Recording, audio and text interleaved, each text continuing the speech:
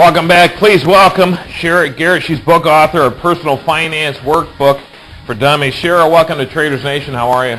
I'm doing well. Thanks for having me, Kurt. Good, more than welcome. Hey, listen, Sheryl, what's the best way for someone to assess their financial health and to set their goals? What's the best way to assess their health and goals? Sure, the financial health. I mean, they got to come to a certain point where, I'm either healthy and I need to make it healthier, or I'm not doing so well. Yeah, I would say that kind of like when we go to the doctor and have a physical. Yeah. They start out with our basics, taking our temperature and our weight and our blood pressure and such. And in the financial world, the personal financial world, that would be looking at your net worth statement. Yeah. Your snapshot in time. How much do I own and how much do I owe? And it changes, moment by moment. But as of any one moment in time, that gives us a good benchmark as far as where we're at. The next thing is taking a look at what is our true net income. Right. So many of us deal with how much money do we make? Right. And I think we miss something very important, that we don't net out all of the taxes and the required responsibilities that we have, such as mortgage or rent payment, our insurance payments, and all those kinds of things. We need to take all of those things out of our paycheck, out of our income, and then also that just gets us to our net paycheck. We need to take it one step further and subtract out all those costs that we have just for having that job. Right. If we were retired, we'd no longer have those expenses, such as child care, commuting expenses, parking, tolls, whatever the expenses might be. And I spell it out and have a very thorough example in Personal Finance Workbook for Dummies, but for the sake of our discussion, the next step after the net worth statement is to come up with your net income. We might think we're making $26 an hour, and we make our expenditure decisions based on, hey, I make $26 an hour. Let's go out to dinner and spend $30 or $40. It only takes me an hour and a half to make that up. Right. If you take it down to the net income and find out that you're really only netting $8 an hour, you have to work a half a day to be able to afford that basic dinner out. So that's the second step. The third step is really identifying what you need to live on, and that's truly defining the difference between needs and wants. Yeah. Now, Sheryl, was that creating a list and just line item checking off your list, or deciding, things like that? I mean, can I get it by with dial-up versus high speed? Is that what we're talking about? It could be. I think that's the painful way to go, and I think that might be why so many people have such difficulty in coming up with a budget. It's kind of like a diet. It's all about deprivation. Yeah. One of the things that I really encourage people to do is, and I actually don't use a budget. I go about it in a reverse logic kind of format. I still call it logic. Right. maybe that's my own rationale. Right. Is it just less painful that way by going reverse engineering your budget? I'm reverse engineering my budget or my cash flow, and what I'm doing is I first calculate how much do I need to be setting aside for the future. Mm-hmm.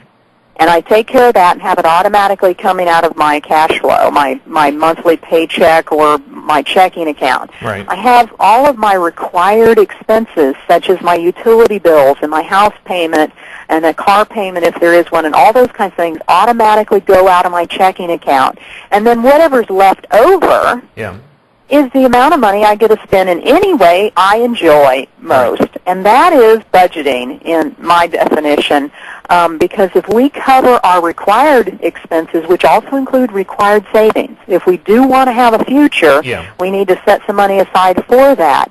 If you're driving, even if you don't have a car payment right now, you need to be setting aside some money to accumulate enough to buy the next vehicle or repair the current one. Right. So there's always a monthly expenditure for vehicles. And if there's 2 parties in the family or 3 drivers in the household, you've got an awful lot of money going out for vehicles. Right. So if we have that money automatically going out, we don't have a chance to spend it. Mm-hmm. Sheryl, if you ask me, I think that strategy is absolutely fantastic. You target where you want to be, let's say in retirement or what have you, your nest egg, if you will, okay? So you target that first, and you go back. Now, in the end, if you're running into a deficit, then that's where you start trimming out some of those extra expenses. Okay. Exactly, Kurt. I couldn't have said it better. That's how I want to do it, because figure out if you can afford to keep going like you are, and if you can't, then you need to start thinking, okay, dial-up versus high-speed internet. Yeah. Or where does it make sense to trim in my budget? Right. How am I going to get the most life out of my money? Right. Because I've got to. Yeah, because you got to meet this amount. Because you got to meet this amount, because that amount is where you need to be if you want to retire, or if you want to do the things that you want to do in retirement, etc. So I think that's absolutely fantastic. All right, now planning is everything. You know that. I know that. How can we make smarter decisions from budgeting to savings, and then finally to investing? Well, one of the things that I want folks to recognize, and a lot of times we really just poo-poo this kind of subject matter, and that is in goal setting. Yeah. And I've got an exercise that I strongly recommend, and it is simply brainstorm on the top 30 things that you'd like to be, see, do, or experience in your lifetime. Right. And just lay them down on a piece of paper. They don't have to be in any order. Okay. And if you're married, do it separate from your spouse. All right. Then put down when you would like to have this done, or accomplish it. And don't think of just financial type of things, or financial or investing, but think of things you'd like to experience in life or do in life. Like, I'd like to learn how to speak Spanish. Okay. Well, that doesn't sound like a financial planning goal, but yet, knowing that I have such a little grasp on the English language, let alone alternative languages, Right.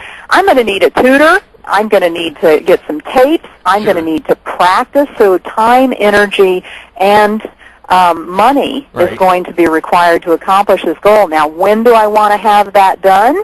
I want to have that done, say, within 2 years. Yeah. So I put a date to it, and that changes a dream into a goal. Right. And then I start prioritizing things that way. So I brain dump the top 30 things that come to mind. Yeah. And I think then the next layer is ask yourself 3 questions. One is, if you found out you only had 5 years left to live, what of those things would you choose to do, or how would you want to spend your time? Who would you want to spend your time with? Right. That's the first question. The second question is, if you only had 1 year left on the face of this planet, how does that change it? Changes everything, and go to Bangkok. Exactly. Maybe so. And then the last question is, you only have 1 day. What are your regrets? And all of a sudden, you look at that list of 30 and you go, you know, I wouldn't regret not learning conversational Chinese, or I wouldn't regret not remodeling the kitchen, Right. or I wouldn't regret not taking that trip, or maybe I would. Right. Maybe that's something so important to me. And then we can put our money to the priorities and the values that are so important to us that we truly would regret not accomplishing them. And then we scratch everything else off our list and focus on the things that matter most. Sure, what a great way to prioritize. I mean, it really is. I mean, what a fantastic way. Let me ask you, should we micromanage our day-to-day finances? I don't think anybody, well, there's a few engineers I know that would enjoy that, but the rest of us, hey, get out there and live. That's right.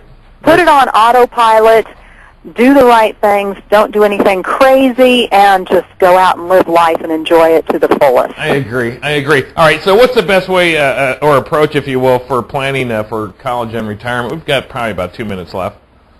Well, I'm a strong believer in the philosophy that kids in this country can find a way to obtain a college education. Yeah. But you don't have too many options, or we don't have too many options when it comes to retirement. So do not forsake your retirement or your financial future to take care of Junior. Right. I've heard way too many parents say, but I don't ever want to be a dependent on my children. So folks, think about it. If paying for their college might cause you to be dependent on them later in life, right, which is more important? Yeah, don't do it. They can find a way to get to college. There's loans, there's student loans, and they get low-interest student loans, and they can work, and then when they're done with college, they can pay that off. I mean, exactly. that comes with and if you have responsibility. lots of money, you can pay those loans off for them. Sure. And I have an example of a promissory note between you and your kid that if they make certain benchmarks that you set and agree to ahead of time, maybe you choose to pay off a portion or all of those loans for them. But have Junior invest in their own retirement, or education, and they'll have a much more vested interest in the outcome. And they'll appreciate every dollar that they spend toward, every dollar they earn towards making that payment, if you ask me, Sheryl. All right, we can get the book at Barnes & Noble, Amazon, all the local bookstores?